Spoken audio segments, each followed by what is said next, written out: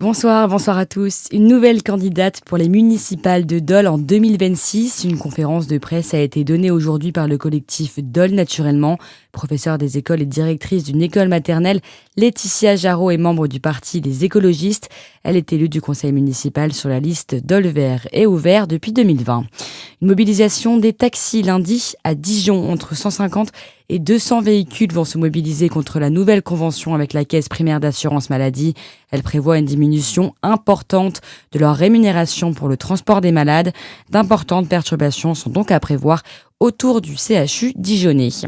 Une Saône-et-Loirienne termine deuxième de la diagonale des Fous à la Réunion. Manon Campano a bouclé l'Ultra Trail en 32 heures et 33 minutes et 1 seconde la nuit dernière. À la première place, on retrouve la Normande Blandine Lirondelle qui a achevé le parcours en moins de 28 heures.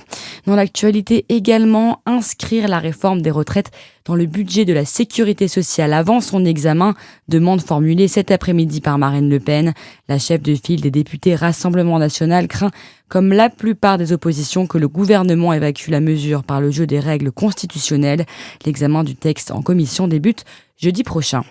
Pour faire des économies, le gouvernement envisage de repousser l'âge de la revalorisation des allocations familiales qui sont versées à partir du deuxième enfant. Ce ne serait plus à 14 ans mais à 18. Cette mesure permettrait à l'État d'économiser 200 millions d'euros. 185 migrants ont été secourus en mer, tentant de rejoindre l'Angleterre en moins de 24 heures.